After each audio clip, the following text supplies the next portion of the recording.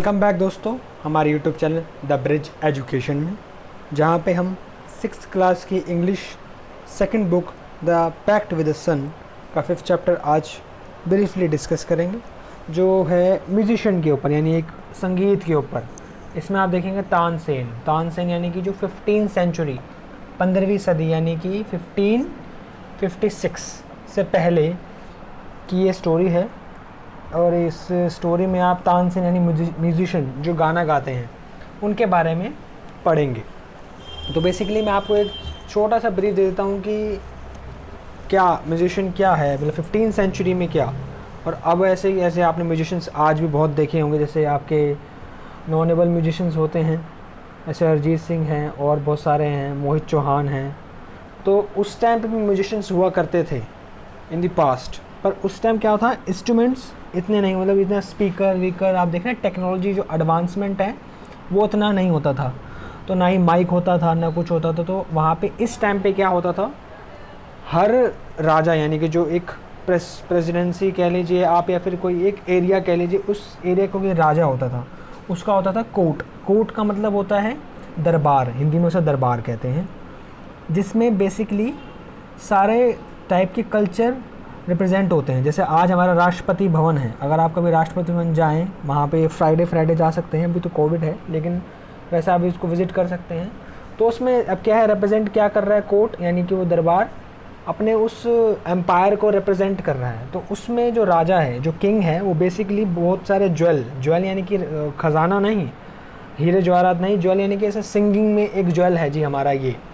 अब ऐसे हमारे यहाँ पे है ना, क्रिकेट में ये है, कोहली है, इसमें ये है, उसमें वो है, मतलब हर स्पोर्ट्स में कोई ना कोई आपको एक अचीवर मिलेगा जो बहुत अच्छा रिप्रेजेंट करता है उस चीज़ को। तो ऐसा ही सेम टू सेम कॉन्सेप्ट पुराने ज़माने में भी हुआ करता था राजाओं के दरबार यानी कोर्ट में। अब यहाँ पे हम टेक्नोलॉजी की बात कर रहे हैं बेसिकली। अब आज का है, अगर आप एक नॉर्मल सिंगर हैं तो आपको माइक आराम से मिल जाएगा, जिसमें आप गा सकते हैं, कई लोगों तक अपनी आवाज़ पहुंचा सकते हैं यूट्यूब के ज़रिए। जैसे मैं आपसे बात कर रहा हूं एक कमरे में बैठ के, लेकिन आप तक वो बात पहुंच रही है, ठीक है। लेकिन पुराने ज़माने में ऐसा नहीं होता था।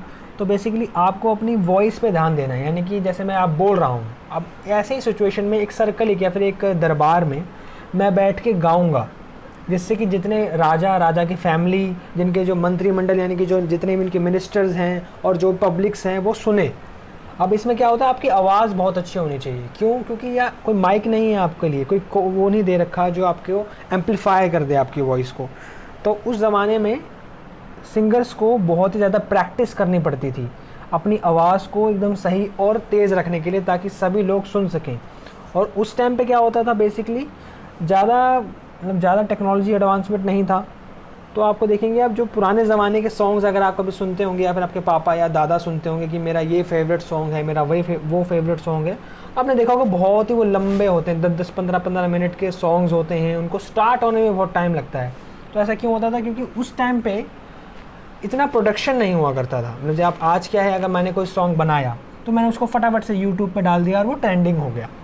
आपने उसको सुना, ओ माय गॉड, लेकिन फिर कोई आ गया, आपने फिर उसको सुना, फिर कोई आ गया, आपने उसको सुना। तो रैपिडली आप सॉन्ग्स सुनते हैं और कहते हैं यार ये अच्छा है, नहीं, फिर कोई दूसरा कहता है नहीं यार ये तो 2 दिन पुराना है, मैंने उससे नया सुना है, ये बहुत अच्छा है, इसके ईडियम्स बन गए हैं, इसमें ये आ गया है, इसमें एको अलग है। तो ऐसी चीज़ें अभी आपको देखने को मिलती हैं। लेकिन at the time of Tansen, और या फिर पहले, अगर हम पहले की बात करें, तो टेक्नोलॉजी एडवांसमेंट इतनी नहीं हुई थी, इसलिए जो सॉन्ग्स का प्रोडक्शन था वो बहुत स्लो था।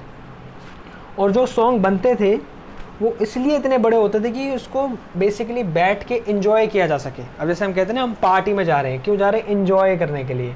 इन्हें अब क्या करने के लिए? पार्टी में जाके गाने सुनेंगे, आराम से बैठेंगे।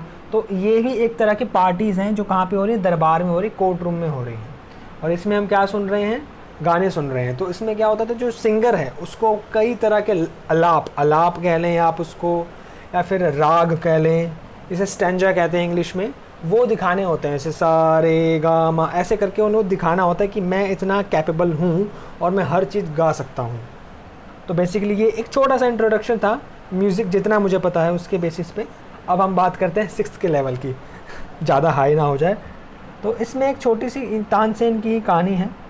तानसेन एक छोटा सा लड़का है जो अपने अपने छोटे से गांव ग्वालियर एक गांव है आपका, गांव नहीं इन द सेंस आज तो वो शहर है, वहाँ पे रहते थे अपने मम्मी पापा के साथ। उनकी फादर का नाम है मुकुंदन मिश्रा ऑलराइट, अपने वाइफ के साथ और अपने एक छोटे बच्चे जो तानसेन उनके साथ रहते थे। और तानसेन बचपन में बहुत ज़्यादा नॉटी थे और उनके आसपास जहाँ रहते थे उस लोकेलिटी में बहुत सारे फॉरेस्ट एरिया था। अब पुराने ज़माने में लोग ट्रैवल करते थे फॉरेस्ट के थ्रू ही, क्योंकि वही सारे रूट्स होते थे। तो तानसेन कभी ना कभी वहाँ जाकर, वैसे फॉरेस्ट में तानसेन जाते रहता था और वहाँ पे जितने भी वॉइसेस हैं बर्ड्स एनिमल्स की उनको कॉपी करता था, मतलब उसको कॉपी करना सॉन्ग वॉइस को अच्छा लगता था, तो बहुत सारे एनिमल्स की आवाज़ें निकाल लेता था। तो एक दिन वो देखता है कि उसके जंगल में कोई स्ट्रेंजर्स आ रहे हैं और वो वहाँ से क्रॉसिंग बाय कर रहे हैं, लेकिन अभी वो कहीं बैठे हुए हैं, थक गए हैं। तो वो कहता है इनके साथ कोई मज़ा किया जाए।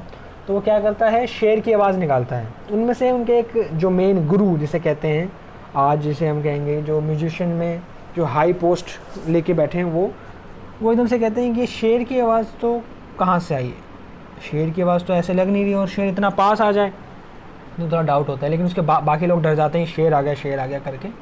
तो कहता है वो जो मेन बंदा होते हैं उनका नाम था स्वामी हरिदास, आप यहाँ देख सकते हैं स्वामी हरिदास। तो वो कहते हैं कि कोई बात नहीं, शेर भी फ्रेंडली होते हैं कभी कभी, चलो देख लेते हैं, डरने की ज़रूरत नहीं है। तो जब वो देखते हैं उन्हें दिखता है कोई बच्चा है पेड़ के पीछे जो ये आवाज़ें निकाल रहा है, और वो उनको लेके आते हैं कि आप हमारे साथ शरारत कर रहे हैं। तो हरिदास हैं जो सिंगर हैं, खुद ही म्यूजिशियन हैं, वो उसको डांटते नहीं है तानसेन को, क्योंकि उन्हें लगता है कि इसमें कुछ टैलेंट है। जब वो एक छोटा सा बच्चा इतनी क्लियर आवाज़ निकाल सकता है, तो अगर हम इसको अच्छे से सिखाएं तो ये बहुत अच्छा सिंगर बन सकता है। तो हरिदास जी उसको पनिश नहीं करते, उसको उसके फादर के पास लेके जाते हैं और उसको बोलते हैं कि आप मुझे अपना बेटा दे दीजिए, मैं इसको गाना सिखाऊंगा और इसको अपने साथ घुमाऊंगा। तो हरिदास बोलते हैं उसको, और हरिदास और उनके फादर मुकुंदन वो दोनों अग्री करते हैं इस बात के लिए। और तानसेन उस टाइम 10 साल के होते हैं, सोचिए छोटी सी उम्र है, और वो अपने पापा से अलग होकर, मम्मी पापा से अलग होकर गाना सीखने के लिए एकदम निकल पड़ते हैं। और वो 11 साल हरिदास के पास रहते हैं, और इसी बीच में उनके पेरेंट्स की डेथ भी हो जाती है तानसेन की। और उनके फादर की ये विश है कि जो ग्वालियर के जो मोहम्मद जो एक बहुत बड़े होली मैन है, वहाँ जाए और वहाँ जाके परफॉर्म करें, क्योंकि मैं भी वहाँ जाता रहता था, मतलब मैं उनका बहुत ही ज़्यादा उनको पूछता हूँ, तो मेरा बेटा भी वहाँ जाके वहाँ गाना गाए।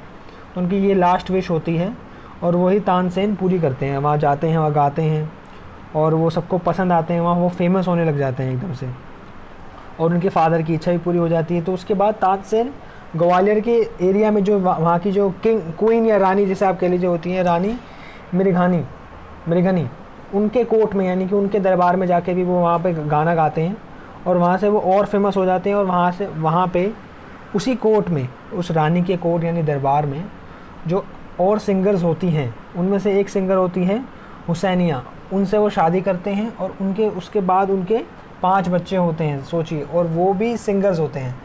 तानसेन सिंगर, उनकी वाइफ सिंगर, उनके 5 बच्चे भी singer. What a singer family या म्यूजिशियन फैमिली है।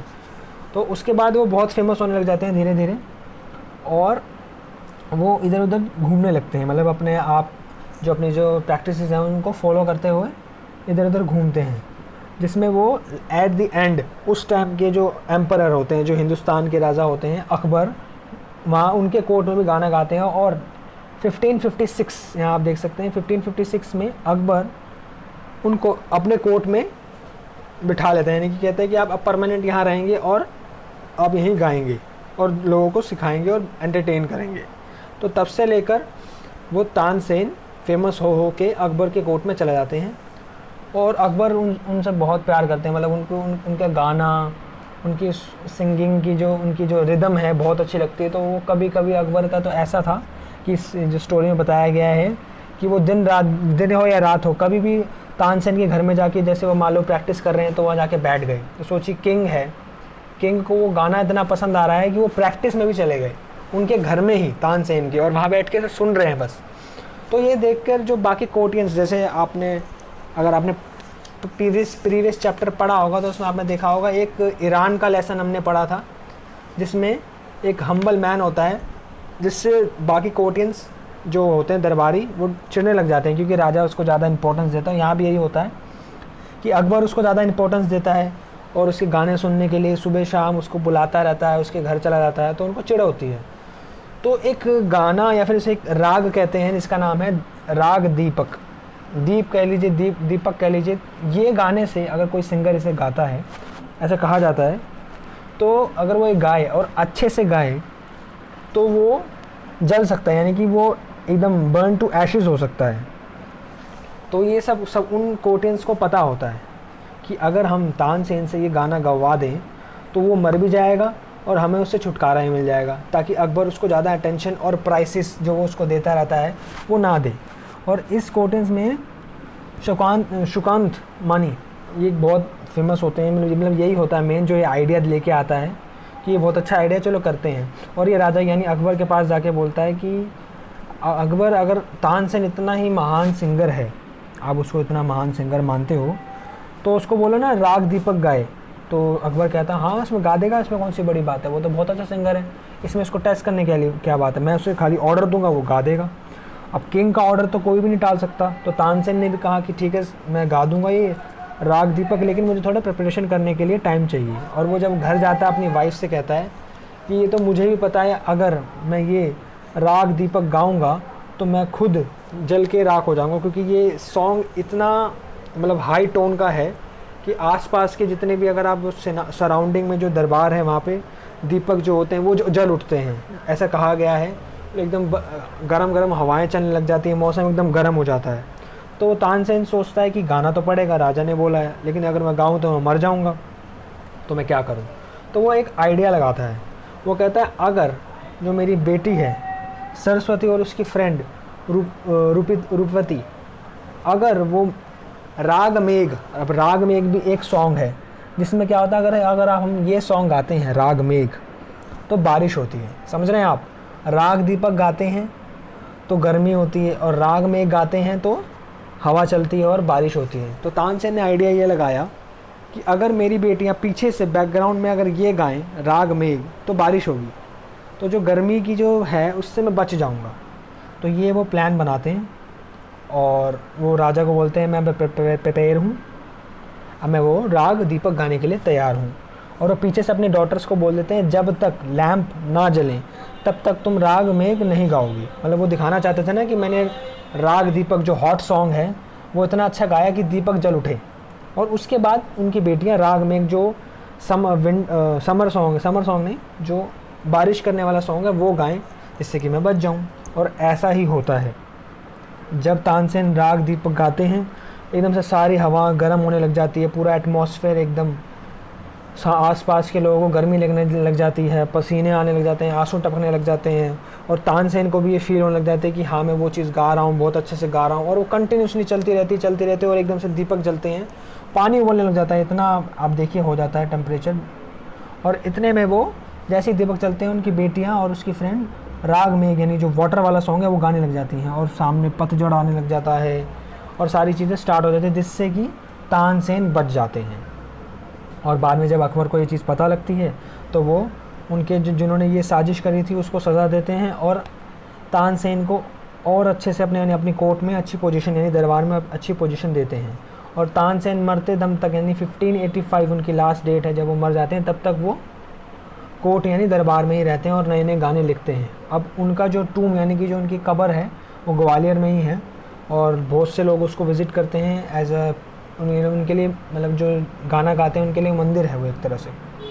तो बेसिकली यहाँ पे एक सॉन्ग की डिस्कशन करा गया है कि तानसेन कितने बड़े सिंगर हैं, और इसी पे ये पूरी स्टोरी टिकी हुई है। आई होप आपको समझ आएगी, थोड़ा कॉम्प्लिकेटेड है इसलिए मैं शॉर्ट में एक बार दोबारा बता देता हूँ कि तानसेन होते हैं एक, और उनको बचपन से ही गाने का शौक़ होता है। उनके जो गुरु हैं हरिदास उनको देखते हैं, उनके टैलेंट को पहचानते हैं, उनके फादर से परमिशन लेके उसे म्यूज़िक सिखाते हैं, अपने साथ रखते हैं, और वो धीरे धीरे राजाओं महाराजाओं के कोर्ट्स यानी दरबार से होते होते अकबर के कोर्ट तक पहुंचते हैं, जहाँ पे उनको बहुत फेमस और उनको बहुत लग्जरी मिलती है। और फिर वहाँ पे उनके जो कोर्टियंस होते हैं उनको उनसे चिढ़ होने लग जाती है, क्योंकि अकबर उनको ज़्यादा अटेंशन देते हैं। तो राग दीपक जो एक सॉन्ग है जिससे गाने से मतलब बंदा मर सकता है, वो इतना गर्म या फिर इतना हीटअप सॉन्ग होता है, वो गाने को कहते हैं।